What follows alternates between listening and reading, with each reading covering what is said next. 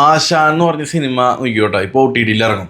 അത് നോക്കി ഏറ്റവും കൂടുതൽ ചർച്ച ചെയ്യാൻ പോകുന്നത് ഒന്ന് ഇന്ദ്രൻസേട്ടൻ്റെ പെർഫോമൻസും, അത് കഴിഞ്ഞാൽ ബിബിൻ പെരുമ്പള്ളി എന്ന് പറഞ്ഞൊരു ആക്ടറുണ്ട്.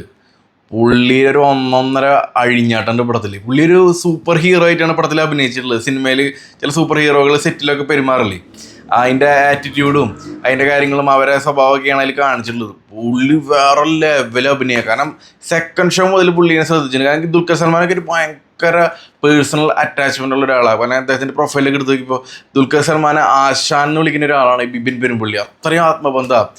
ഒരുപാട് സിനിമകളിൽ അദ്ദേഹം അഭിനയിച്ചിട്ടുണ്ട്. പക്ഷേ എനിക്ക് തോന്നിയിട്ടുള്ളത് ഇതിലത്തെ പെർഫോമൻസോ ഒരു രക്ഷയില്ല. പിന്നെ എന്നുള്ള ഈ അടുത്ത് ഞാനുള്ള പ്രൊഫൈൽ ചെക്ക് ചെയ്തപ്പോൾ പറഞ്ഞ ട്രാപ്പ് ഷൂട്ടിങ്ങിൽ കേരളത്തിലെ ആദ്യത്തെ റിനൗണ്ട് ഷൂട്ടറാണ് ഈ ബിബിൻ പെരുമ്പള്ളി.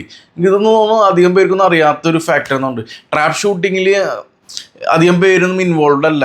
അതിൽ കേരളത്തിൽ ആദ്യത്തെ റിനൗണ്ട് ഷൂട്ടർ എന്നൊക്കെ പറയുമ്പോൾ ഈ തിരക്ക് പിടിച്ച സിനിമാ ജീവിതത്തിലും ഇതിലൊക്കെ ആയിട്ട് ടൈം കണ്ടെത്തിയിട്ട് അതിലൊരു അച്ചീവ്മെൻറ്റ് എടുത്തിട്ടുണ്ടല്ലോ. അപ്പോൾ ബിബിൻ പെരുമ്പള്ളിയുടെ ഗംഭീര പെർഫോമൻസ് ഉള്ള പടാട്ട ആശാൻ. അത് നിങ്ങൾ OTT കാണുമ്പോൾ മിസ് ചെയ്യരുത്. ആളെ കണ്ടിട്ട് നോക്കിക്കാനുള്ള പെർഫോമൻസ് ആയില്ലേ. എനിക്കൊന്ന് എറണാകുളം സ്വദേശിയാണ് അദ്ദേഹം. ദുൽഖർ സൽമാൻ്റെ കമ്പനിയിലാണെന്നുകൊണ്ട് അദ്ദേഹം വർക്ക് ചെയ്യുന്നത് എനിക്ക് കൂടുതൽ അറിയില്ല. പക്ഷേ ബിബിൻ പെരുമ്പള്ളിയും മലയാള സിനിമയിൽ ഇനി ഒരുപാട് നല്ല നല്ല കഥാപാത്രങ്ങൾ ചെയ്തിട്ട് ഇത് ചെയ്യാനുള്ള നല്ല കപ്പാസിറ്റി ഉള്ള ഒരു ആക്ടറാട്ടാ.